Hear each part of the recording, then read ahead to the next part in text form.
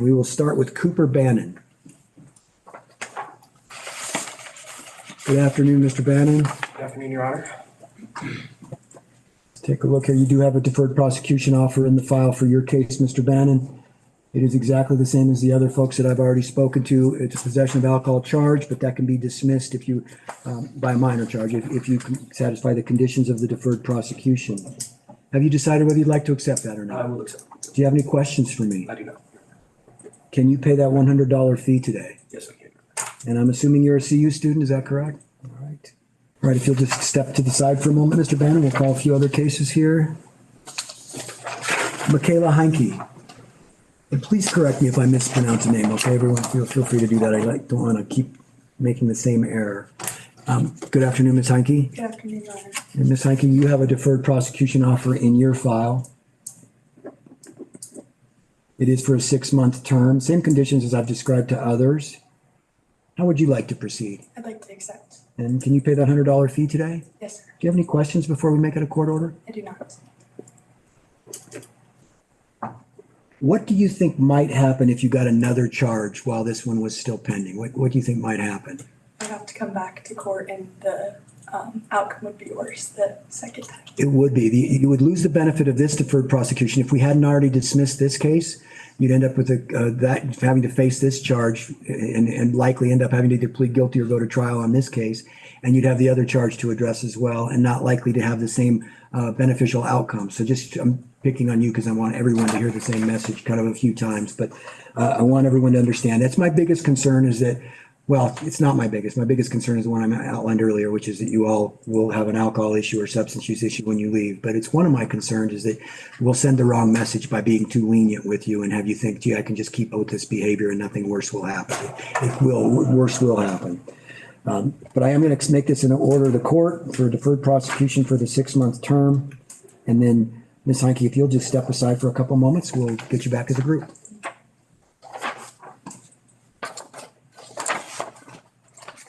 I'm in trouble because I've moved got everything kind of in the way here. Let's make this a little bit more so I can put that in clear. And then, Haley, is it Swike? Yeah, it is. Is that how you say it? Okay, I took a guess. Good. All right. Good afternoon to you, Ms. Good Swike. afternoon, Your Honor. And Ms. Swike, the charge for you is possession of alcohol by someone under the age of 21. You are eligible for deferred prosecution. Have you decided whether you'd like to accept that? Do Yes, I'd like to accept it. you have any questions for me? No, Your Honor. Can you pay that $100 deferred prosecution fee? And I'll ask this to you, but I'll ask others to volunteer this information as well. Have you spoken to folks at the campus yet? Have they reached out to you yet? No, Your Honor. It's unlikely they have, but if they have, let me know, because if they've already ordered a class for you, I'd want to know that. It's unlikely that they will have at this date, but if you all will volunteer that information, it will help us in deciding what class to order.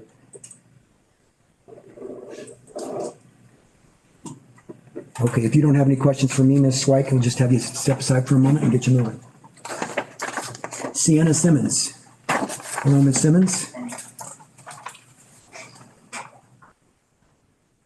You have a charge of possession of alcohol by someone under the age of 21. And there is a deferred prosecution offer in the file. It is for a 6-month term for you, so the same conditions that were placed on the other folks that we've spoken to. Have you decided whether you'd like to accept that or not? I'll accept. Do you have any questions for me? No. And can you pay the $100 fee today?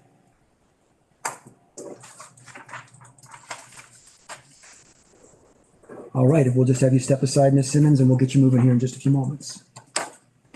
Gracelyn Grant. Good afternoon, Ms. Grant. Good afternoon.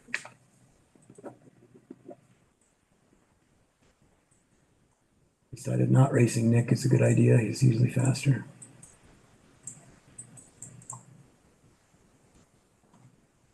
And Ms. Grant, you have a deferred prosecution offer in your file. It's for the 6-month term.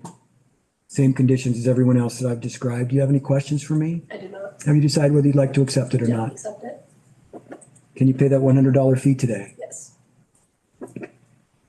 All right, we'll place you on the deferred prosecution for the 6-month term. We'll have you meet with probation in just a few moments, and we'll call, I believe, one more case up. I think that's it, actually. Okay, I called all 5. Okay, so we'll send all 5 of you back. Jose's going to direct you to the probation area. All right, take care. The next 5 people that I will call are Travion Mayo, Sydney Rose, Aurora Holland, Riddick Sanford, and Sean Lazar. And we will start with Travion Mayo. Good afternoon, Mr. Mayo. Good afternoon, Your Honor. Mr. Mayo, you have a charge of possession of marijuana by someone under the age of 21. Nick's pulling up that documentation for me. There is a deferred prosecution offer in the file for you, Mr. Mayo. It's the exact same conditions as everyone else, even though the charge is slightly different. The way that we handle it is exactly the same. You are eligible for the deferred prosecution. Have you thought about whether you'd like to accept that or not? I accept the offer. Do you have any questions for me? No, Your Honor. I'm going to make that an order of the court. It is for a 6-month deferred prosecution. We'll have you meet with probation. They'll determine the level of class for you. Can you pay the $100 fee today? Yes, sir. All right, sir. Then if you'll just step aside for a moment, we'll send you back as a group in a few minutes. Sydney Rose. Good afternoon to you, Ms. Rose.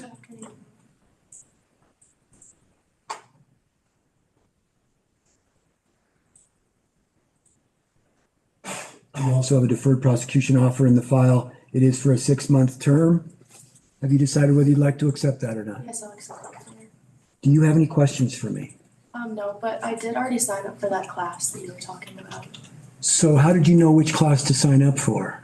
It sent me a letter and then it had like an option saying to like sign up for a class through like a Zoom or in-person meeting. My friend as well. And who did you get the letter from? Do you know? No. I have like a screenshot of it. Do you? Well, Yeah. I'd like to take a quick look at that so I can see where that's coming from, because it wouldn't have probably been from us. It'd be surprising that it would be, but it could have come from CU. So if you'll pull it up, I'll take a quick Oh, look. sounds good. Just want to make sure we're all on the same page here. Mine was from the school. It was from university? Okay, that makes some sense to me. They may have, instead of having to have a meeting with you, they may have looked it over and said, all we need you to do is complete this class. But if you want to pull it up and just confirm it was from them, if you got access to it, that would be my guess as well, because we would keep track of it here. It would show that we'd sent a letter to you, and it wouldn't be our process to send a letter before we've seen you and advised you of your rights. But if you know what level class you've signed up for, I would definitely want to share that with our probation officer. If she thinks it's appropriate, she'll just have you complete that class, but she'll want to know what you've signed up for already. It might just take me a minute. Sorry. Okay, why don't we do this? Why don't you take a moment to find it and then just give me the high sign and and you can just let me know what you've determined Okay, sounds good. and we'll recall it. So let's call Aurora Holland. Hello, Miss Holland. So you just mentioned that you may have received an email from the university, is Yeah, it correct? came from the university, it was from some department. Office of Judicial Conduct? Yes, yeah, Okay. that was it. And I Yeah. signed up for, I believe it was like September 24th. And do you know what class you signed up for? It just said a meeting with them. Oh, okay, so I signed up for a Zoom meeting. that makes more sense to me. The Zoom meeting is for them to talk to you and then they will pick a class. Okay, Do you think that may have been what happened with yours as well? Okay, so you haven't yet signed up for a class. They'll probably, at that meeting, determine what class that you're going to be required to complete to satisfy them.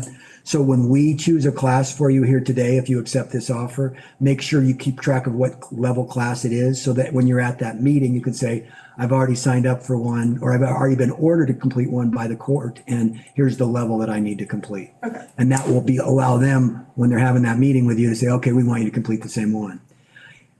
I would suggest to anybody that has that meeting scheduled to hold off, unless the meeting's way down the road, to hold off on signing up for a class to make sure that it's going to be the same one. You don't want to sign up for level 2 with us and have them say, we want you to do level 3.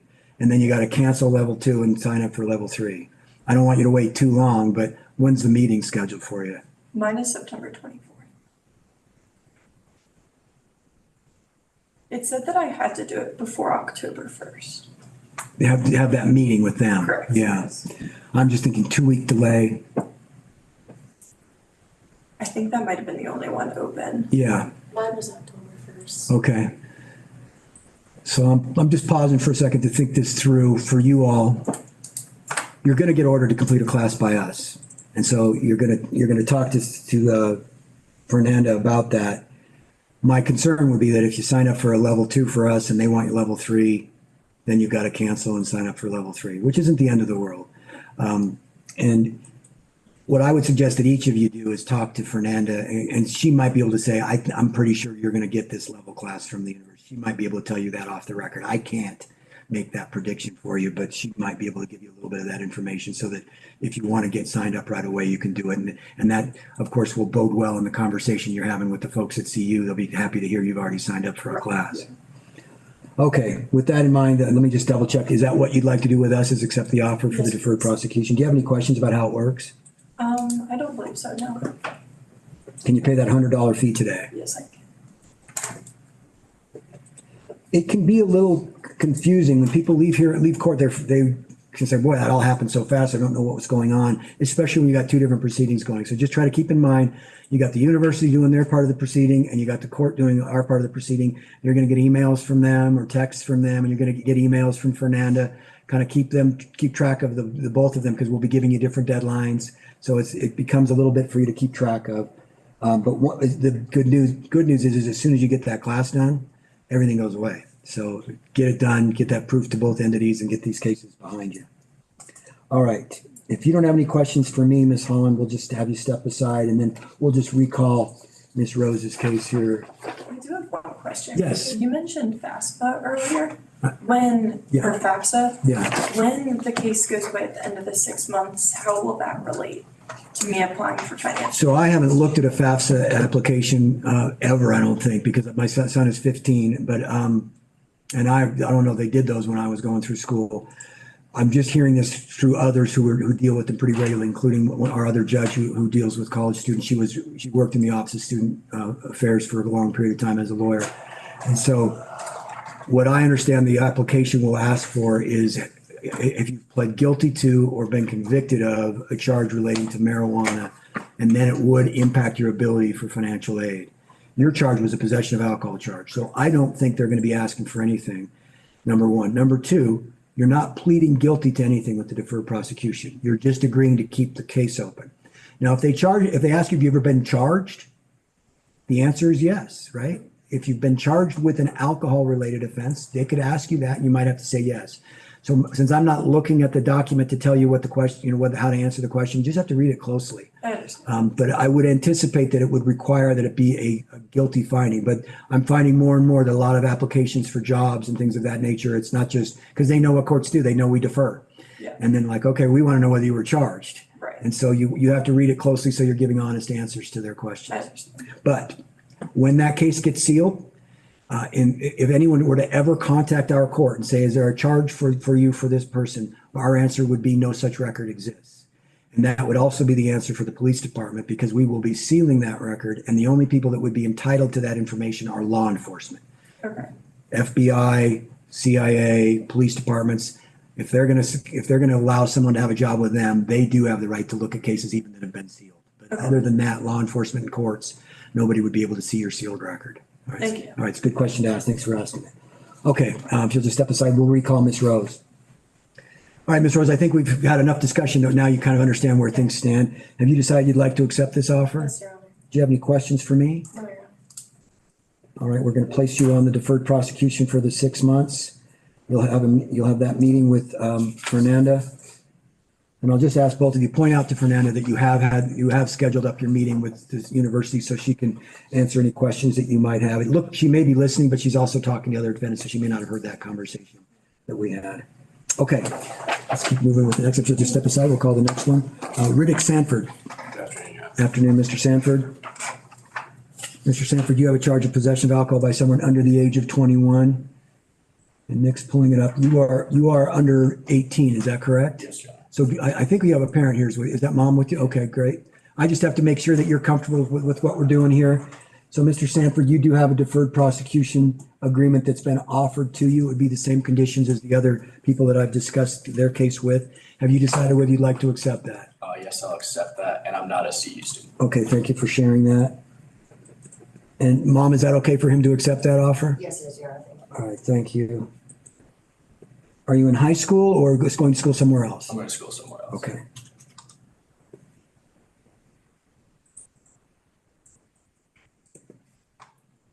All right, so the outcome will be the same. You'll have the $100 fee to pay today, and you'll have a deferred prosecution. The only difference for you is we're going to assign you an online class rather than one that's offered through the university, obviously, since you're not a student. So you'll have the same obligation to get that class completed and get the certificate back to our probation officer. Do you have any questions for me? No, Your Honor.